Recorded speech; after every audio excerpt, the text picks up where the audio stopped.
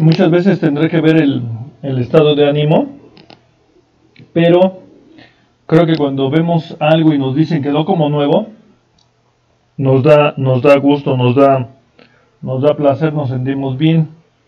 Entonces aquí es interesante cuando a nosotros en algún momento nos digan que quedamos como nuevo.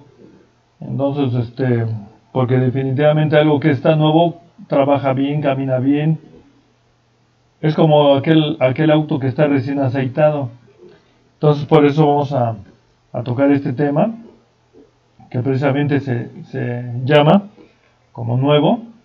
Y vamos cambiando a propósito la intensidad de color de las letras para indicar que vamos a un color mejor. Entonces, vamos a ver qué ocurrió con un personaje muy importante que nos deja bastante enseñanza. Y para tener empatía con este personaje, vamos a respondernos esta pregunta: ¿cómo impacta a tu persona el sentir un súbito beneficio? De pronto estamos en una situación y llega un momento, una circunstancia que nos cambia, pero nos cambia para bien. Entonces, ¿cómo te sientes? Pues yo creo que muy bien. Algo cuando alguien no se lo espera y que siente un beneficio por alguna situación que se presentó, pues por supuesto que le levanta el ánimo. Entonces vamos a suponer de este hombre y vamos a, como repetimos, a sentir empatía por qué ocurrió con él, cómo sentiría ese impacto, ese cambio, principalmente en su persona, en su salud.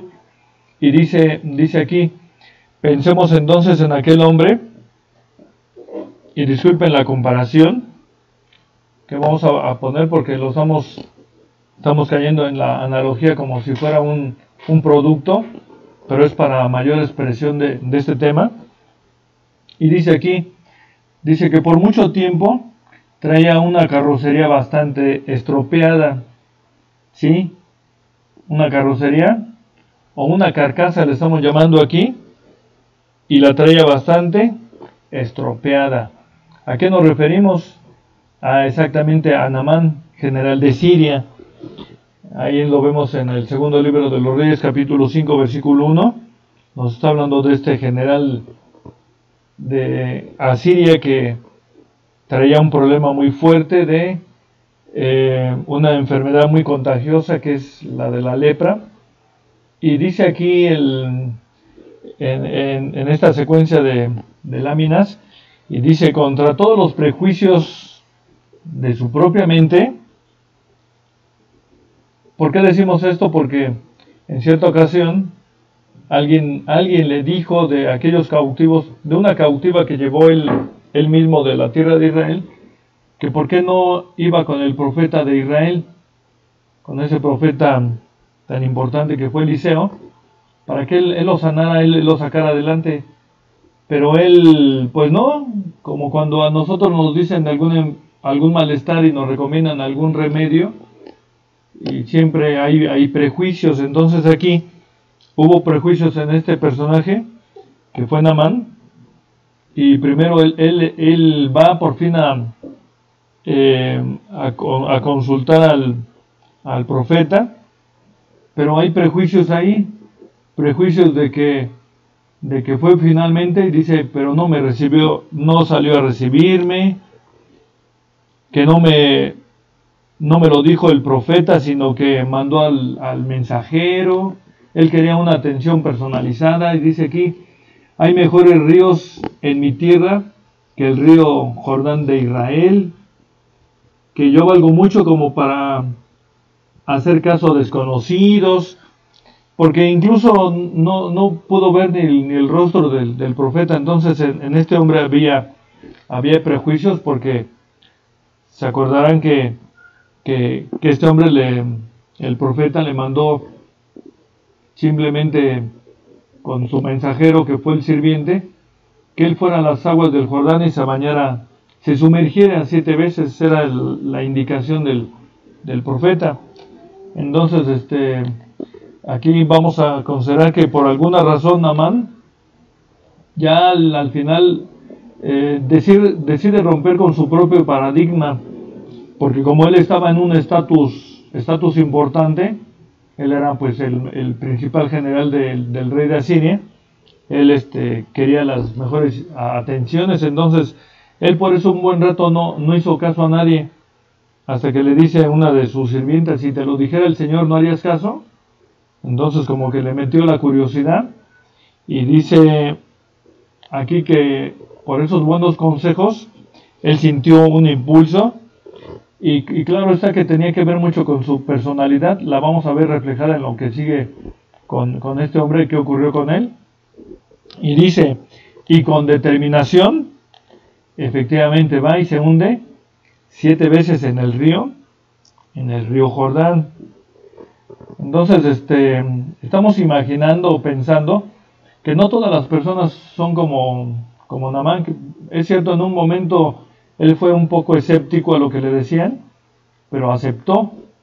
Pero hay muchas situaciones en las cuales vemos personas que algunas, por decirlo así, algún otro en el lugar de Naamán, pues sí hubiera ido precisamente a esos ríos de Abana y Farfar, que eran ríos de Damasco y que son más caudalosos. Imagínense que le están mandando bañarse en un río escaso del desierto y todo, y dice cambiarlos por estos, pues no. Entonces aquel tal vez hubiera hecho el intento por bañarse en esos ríos tan caudalosos que existen en esa región. Entonces Naamán, pues él toma la buena decisión, toma el buen consejo, y él va a experimentar algo muy asombroso. ¿Qué asombroso? Pues vamos a ver que él se sorprende, nosotros también, porque este hombre finalmente va a las aguas del río Jordán, y pensando, viene la primera, se hunde, segunda se hunde, tercera se hunde, y así pensamos que fue hasta la séptima cuando él de pronto ve, y su piel completamente restaurada, cambiada. Por eso preguntamos aquí, ¿cómo reacciona Naamán al ver que su piel ha cambiado, se ha transformado? Porque dice el texto que incluso fue como la piel de un niño, de un bebé. Imagínense, la piel de un niño en comparación con una piel sana de un adulto, pues hay mucha diferencia. La del niño es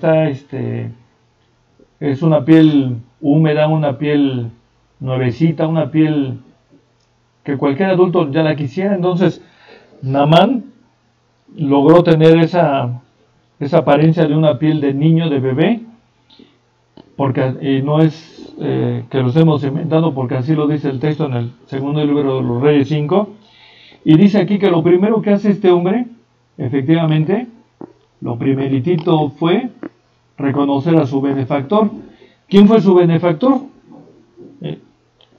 El Todopoderoso, ¿sí? Entonces él en ese momento, bien importantemente, dice en el segundo libro de los Reyes 5:15, y dice: he aquí ahora conozco que no hay Dios en toda la tierra sino en Israel. Esa fue la expresión de él. Entonces, ¿por qué? Porque él decía que eran mejores los ríos de Damasco y todo lo demás, pero él se dio cuenta que no, que efectivamente tomó la mejor decisión, se sentía bastante satisfecho, pero va a ser algo más este hombre, va a ser, y vamos a aprender mucho de esta otra decisión que él hace.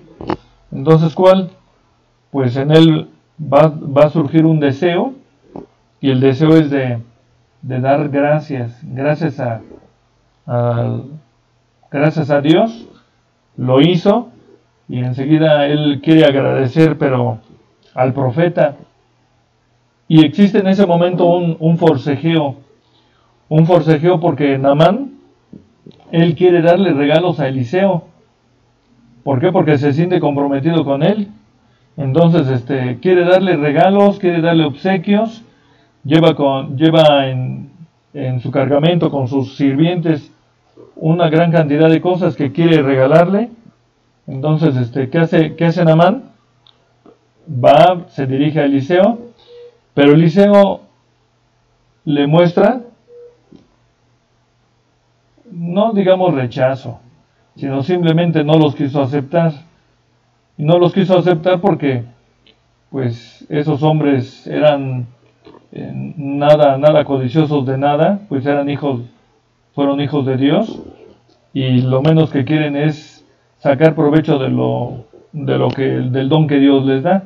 Entonces él lo rechaza en el segundo libro de los Reyes 5, 15 y 16. Él dice, no, a mí no me des nada, ¿sí? Entonces, queremos imaginarnos, estar poniéndonos en el lugar de Naamán, y decimos, seguramente Naamán le decía, recíbelos por favor, ya que he gastado mucho en ¿qué creen? Pudo haber sido en el dermatólogo, aquellos hombres que se dedican a la piel exactamente, o que gastó mucho en el histólogo, aquellos que estudian los tejidos exactamente, porque tenía dinero el hombre, ¿sí? O que fue con el homeópata. Alguien cuando tiene una enfermedad así, pues recurre a todos los medios posibles, o incluso dice, ¿y qué tal que ya gastó mucho hasta en el yerbero? Sí, exactamente. Entonces dice en el segundo libro de los Reyes 5, 16, le dice aquí, Eliseo, que no lo aceptaré, y le instaba que aceptara alguna cosa, pero él no le quiso aceptar nada de nada. Dice, no, yo ya quedé con el Eterno, que esto es altruista, sin cobrar, y él no va a caer de la gracia de Dios por regalitos que pudiera recibirse. Entonces, vamos al segundo evento que hace este hombre Naamán, y hace algo que nos llama la atención, porque dice aquí, no se dará a tu siervo una carga de un par de asémilas de aquesta tierra. Es este texto aquí en esta parte, como lo plantea Cazador de Reina, como que nos cuesta trabajo un poco entenderla. Por eso recurrimos a esta otra versión que es la PDT, y dice aquí, si no aceptas el regalo, entonces al menos haz que se me dé tierra para llenar la carga de mis 2 mulas. Entonces lo que está pidiendo es que cuando menos, ya si no quieres nada, pues cuando menos dame permiso de llevarme tierrita a mi casa, un montón de tierra. ¿Cuánta tierra? No pedía tampoco muy poquita, pues dice la que pudiera cargar sus 2 mulas. Entonces la pregunta es, ¿para qué quiso la tierra? Y pues sí, Eliseo le dice, pues adelante, hay mucho campo, llévate lo que gustes. Entonces se ve que esa tierra seguramente la quería no como un recuerdito, sino más bien como para hacer una especie de altar allá en donde él vivía, para poder adorar a Dios. ¿Por qué decimos esto? Porque en el versículo siguiente, que es el 5:17, él comenta esto importante. Dice, porque de aquí adelante tu siervo no sacrificará holocaustos, ni sacrificios a otros dioses, sino al Señor.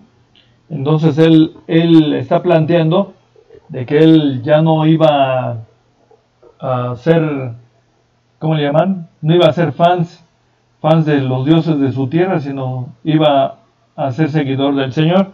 Entonces, en el 5:18 de la versión Biblia al día, hay una cuestión que nos llama la atención, porque él dice, de aquí en adelante el único Dios que voy a adorar es al Dios de Israel. Pero dice aquí en la Biblia al día, en el 5:18, y cambiemos de versión para poder entenderlo mejor, y dice, cuando mi señor el rey vaya a adorar en el templo de Rimón, y se apoye en mi brazo, y yo me veo obligado a inclinarme allí, desde ahora ruego al Señor me perdone por inclinarme en ese templo. Entonces él está haciendo el planteamiento a Eliseo, y le dice, pues definitivamente entonces quiero quiero que tú pidas por mí, para que el Señor me perdone, porque mi patrón me va a pedir que lo lleve a ese lugar de Rimón a adorar sus dioses, y no quiero que se me tome a mal, porque deba yo inclinarme a esos dioses que ya no voy a adorar. Entonces, esto lo vimos en otra versión como la Septuaginta. Remarcamos solamente la última parte, esta porción, y dice aquí que dice: incline en la casa de Rimón hasta que te ruego al Señor sea misericordia con tu siervo en este asunto. O sea, le está pidiendo ahí que el Todopoderoso sea consciente de lo que él está pidiendo. Y aún más clarito vamos a considerar la versión Alepo, que es una versión hebrea ya traducida. Es complicado el hebreo, por eso tuvimos que recurrir al traductor. Y en esta versión vamos a remarcar solamente esta parte también. Aquí, esa exactamente. Gracias por la ayuda. Y dice: por esta palabra el Señor perdone a tu siervo cuando vengan los amos de la casa de Ramón a postrarse allí. Entonces aquí en lugar de Rimón dice Ramón, pero sí se entiende que él está suplicando que Eliseo, el gran profeta, pida por él. Entonces por eso surge esta pregunta: ¿se puede pedir que el Eterno perdone a alguien que se va a postrar ante un ídolo? ¿Se puede eso? Vamos a ubicarnos un poquito a partir de 4 posibles respuestas, a ver qué piensan ustedes, con opciones. Dice la opción A, que eso se le puede pedir al Eterno solamente algunas veces. Alguien dirá, pues sí, yo alguna vez lo he hecho. Alguien podría decir. La opción B, si está sujeto a un superior, si se puede, es otra opción, piénsele bien. Opción C, una cosa es pedir y otra cosa que el profeta se lo conceda o que acceda a hacerlo, ¿no? Y dice: no se precisa que el profeta Eliseo haya hecho caso de la petición de Naamán. O sea, se ve que solamente pidió, pero no se ve que si efectivamente el profeta haya hecho una plegaria al Eterno. Entonces aquí tenemos las cuatro opciones. Ustedes sabrán cómo identificarse con esta posible respuesta, pero vamos a ayudarnos un poquito más con el siguiente contenido. Para ello vamos a leer en Job 11:12, pues sería prácticamente los primeros 15, no 15 versículos, sino viene como desde el 8 en adelante, y nos dice esta parte bastante interesante: el hombre vano se hará entendido, aunque nazca como el pollino del asno montés. Entonces aquí en el 11:12 de Job dice aquí que la cría de un burrito, que es el pollino, se puede hacer entendido.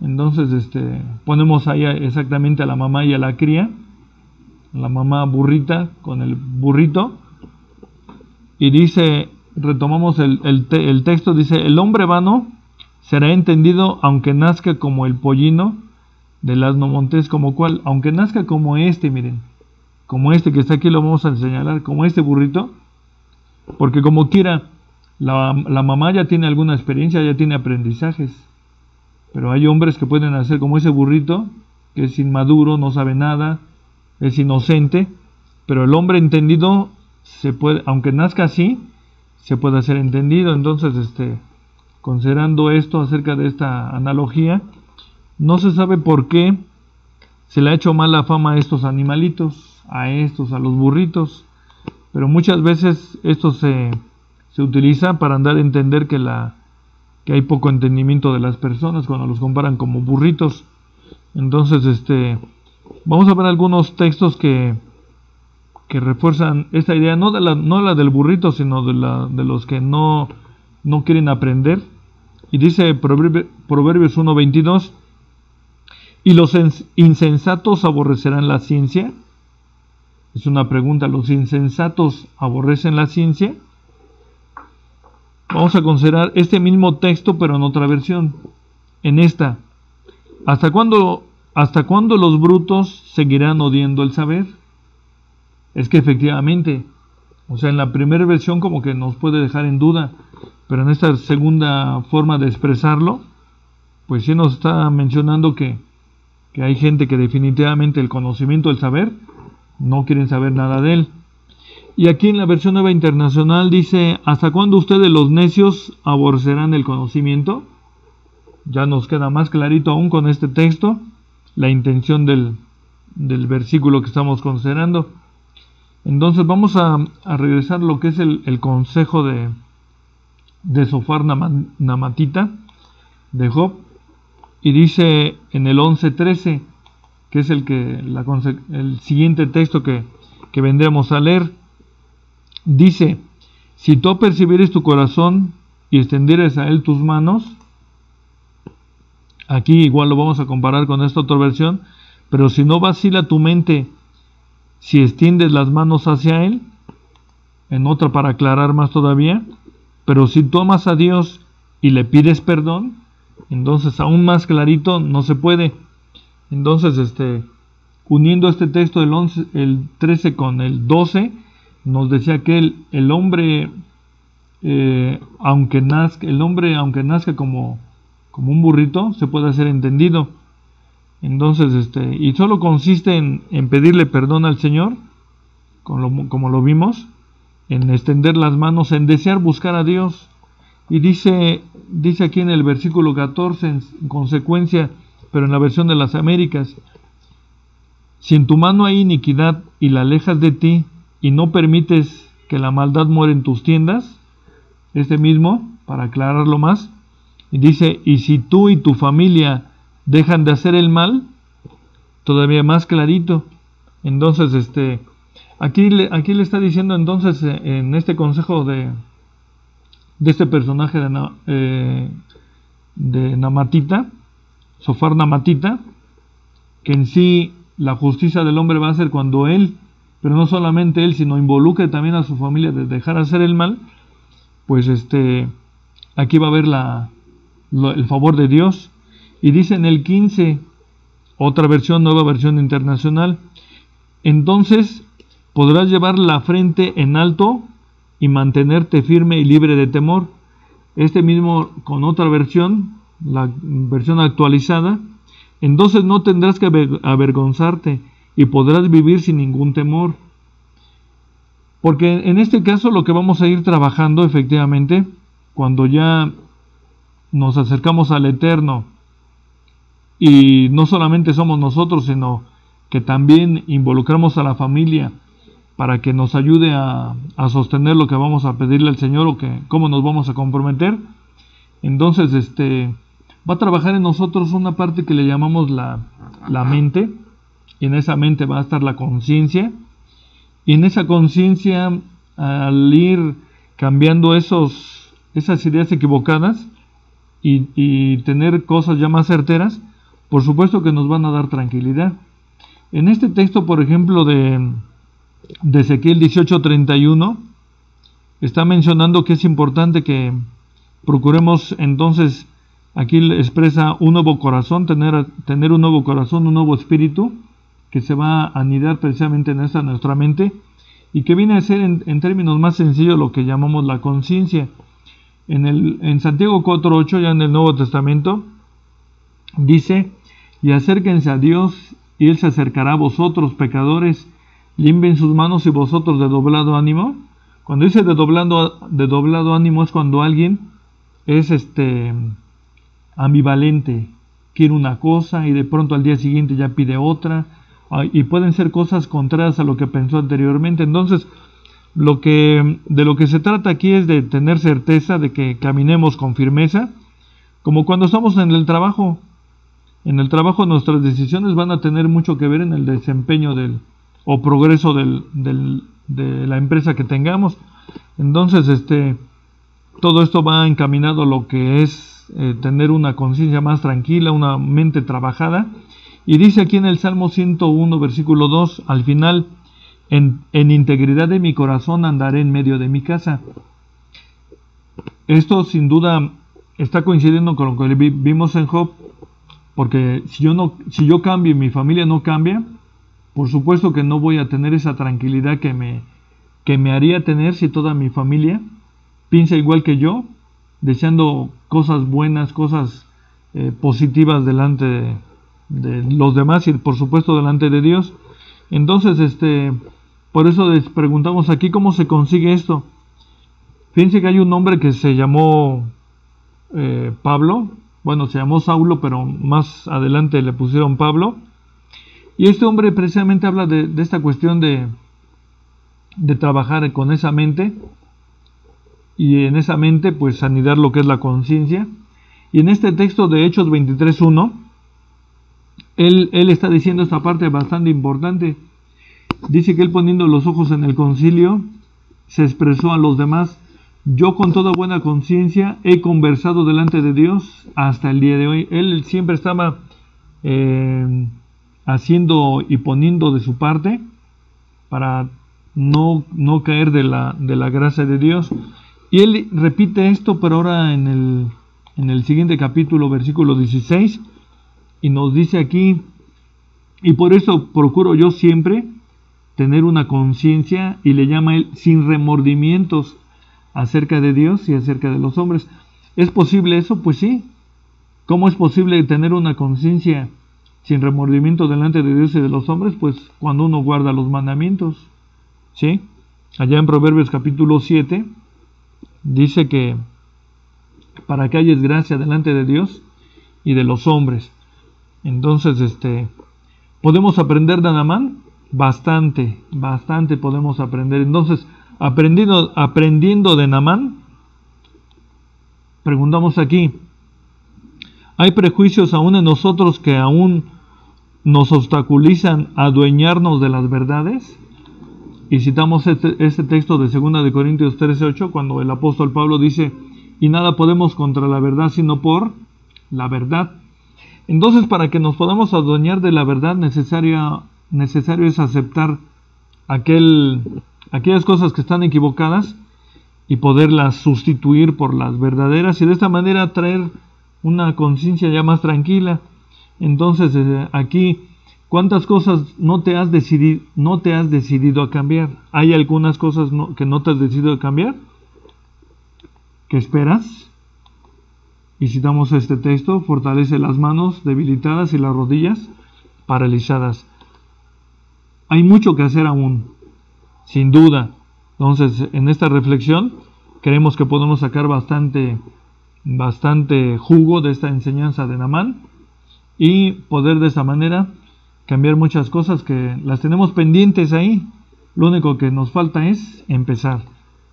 Entonces, solamente ayúdanos accionando esa campanita para que te lleguen todas las notificaciones. Agradeceremos bastante tus comentarios y sugerencias. Si hay algún tema que quieras que toquemos, proponlo, y en poco tiempo, esperemos no fallarte, tener ese tema preparado. Gracias por seguir en este canal.